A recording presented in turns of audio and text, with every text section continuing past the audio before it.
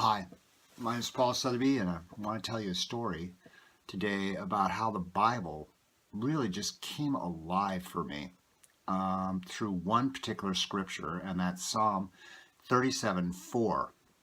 The scripture is, "Delight yourself also in the Lord, and he will give you the desires of your heart."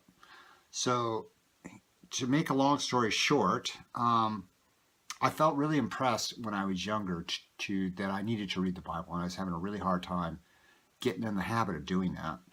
And I went to a seminar, and a gentleman up there talked about making a vow to the Lord and how he had made a vow. And so I made a vow to the Lord. I said, "Lord, I'll read the Bible for so many minutes a day." And that got me in the habit of reading the Bible. And then I came across this scripture, Psalm 37:4, while I was reading through the entire Bible. So I've read through the entire Bible a number of times because I've, been doing that vow. If you're going to make a vow, just a suggestion, if something like this interests you, look it up in the Bible because you want to keep it. It's something that you don't make lightly and say, because there are possible consequences that if you don't keep it from the Lord, and you don't want to get there. Okay? So take a look at that. But if you're having a hard time reading the Bible, that's something that you might want to consider. You might want to give yourself a little out in case, but I'm digressing here. You might want to give yourself a little out. Like if you're sick or you're in the hospital or something, you're just incapacitated, God's not going to hold you to it. You just make that clear to the Lord. But I remember many times going to bed, in bed, and I go, I didn't do my vow today. I got to get up and do that again. I don't know how many times that happened. So anyways, I was reading through Psalms, and I came across a scripture called, which I've already said, "Delight yourself also in the Lord, and he'll give you the desires of your heart." And it just seemed to leap off the page. And I'm going, wow, what is this scripture? What does it mean? I had no idea what it meant or how it would impact my life, my future. So I looked at that, and I didn't think, I just said there's something special about this scripture. Just something special. And about 2 weeks later, here's what happened. About 2 weeks later, I woke up one day, and I had a desire that I'd never had before in my entire life. I had a desire for a 12-string electric guitar with one of those wah-wah levers. I don't know what they're called still. And I wanted it to be a different kind of a shape. Not sure what kind of a shape, but I did not want it to be one of those curlicue kind of a shapes. And I wanted to have a straight cord to a small amplifier. And this is just out of the blue. I'd never desired this before in my life, ever. And I'm waking up and going like, where did this desire come from? Why do I want this all of a sudden? What is going on? And I said, well, let's just go with it. Okay, I want it. So I was at a very, very small church, and I didn't have a job at the time. I was younger, a lot younger. And so I got a 3x5 card, and I wrote on it that I was interested in getting a guitar, and maybe we could work out something with something. I don't remember exactly what I said, but the card was posted on this small little bulletin board in this small little church. And somebody who normally didn't come to the church saw the sign that I'd put on the bulletin board, and he asked around. He found out who I was. He came up to me and talked to me. He said, "Hey, look, I bought a guitar for my daughter, and she's not playing it, but if you'll promise to play it, I'll give it to you." I said, "Really? Okay." So he says, "Well, come tonight, and I'll bring it tonight." So I said, "Wow, that's interesting." So he came that night, and what did he bring me? He brought me a 12-string electric guitar. It had a straight cord to a small amplifier. It had one of those wah-wah levers, and it was kind of the shape of an egg. It was just, and I was just looking at it, I go, that's what I desired. that I'd never desired before, and all of a sudden it was there. And it dawned on me that this is that scripture coming alive right in front of me. I said, wow. So,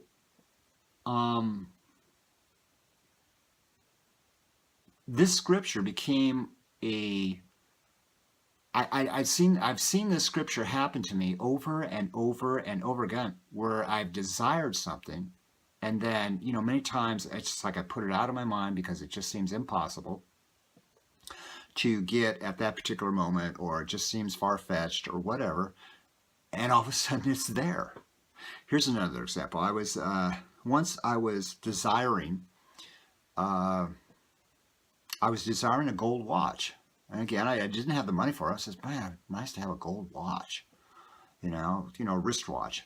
And I was thinking about it, and my dad called me up, and he says to me, hey, Paul, I've been meaning to send you this gold watch, would you, to you. And I said, really? And he sent me up a gold watch. I went, wow. It was like that scripture came alive again. And I've seen this now happen over and over and over again. And it's kind of like that scripture has become my life scripture, because I've seen it happen so many times, and I haven't recorded all the times that it's happened. I should have been, journaling, and because it happened so many times, it was just like phenomenal. And let me digress here and just suggest to you that if I'd never had to desire to read the Bible, and if I had never made a vow to actually do it, and I wasn't reading the Bible, then maybe I never would have come across that scripture. And maybe that scripture would never have been made alive for me. And you got to realize that if God is asking you to read the Bible,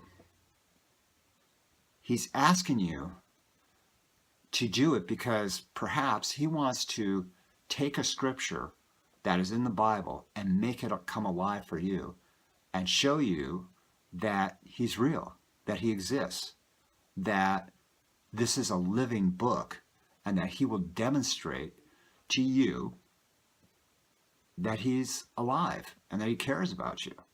But here's the catch. If you never read the Bible, how will you ever have that kind of experience? If your Christianity is only, going to church and listening to a preacher, once a week, and you really aren't reading the Bible for yourself, how will you ever have these kinds of experiences? How will you ever have anything like that? How will you ever have build that kind of a relationship, that kind of a knowing within your heart that God is really real? Are you, if all of your Christianity is based upon a particular man or whatever, a man or a denomination, and you don't have personal experiences with the actual Bible and God, then if something happens to that man, he maybe falls or makes a mistake or whatever, is that going to affect your philosophy, your Christianity? Are you going to turn away from God because a man made a mistake? I mean, really? So maybe this this idea is something that you should seriously consider. Read the Bible for yourself, and see if God doesn't, ask God, will you make this alive for me? Will you make this real for me? I guess maybe I'm going to leave you with one last idea, one last desire that I've had. I think us men, there's a part of us, that we kind of want to be heroes. We want to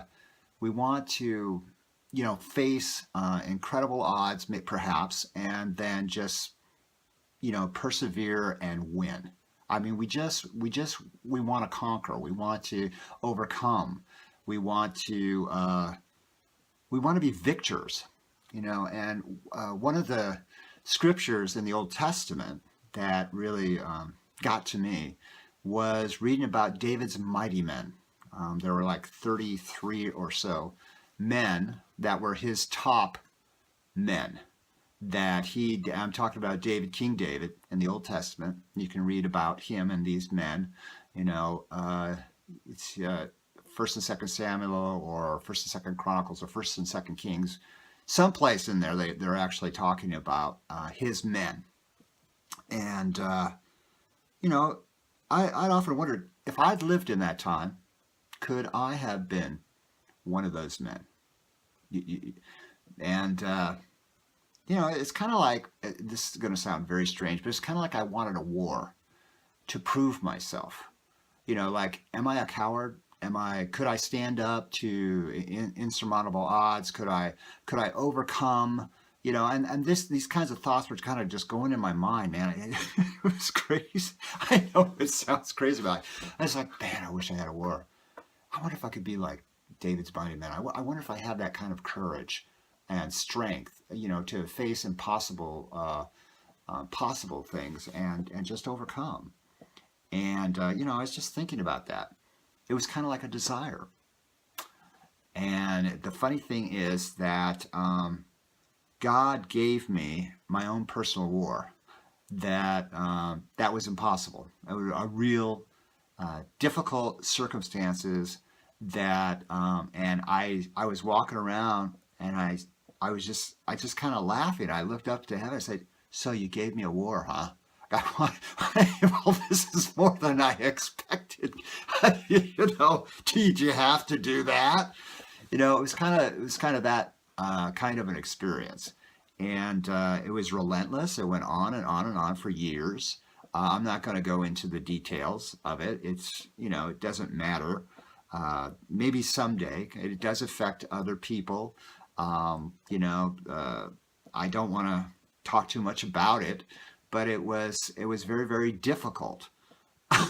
It was my own war, and it was just like, it's like, God. So it's kind of like, it's almost like I need to be careful about what I desire for, because sometimes it just comes my way. It materializes, even when I don't pray for it, even though I don't ask God for things. It's just something I want, and boom. That doesn't happen with everything, but it's like, it's happened enough times with me to show me that this is my life scripture. This is the one that God has revealed himself in a different way, individually, to me.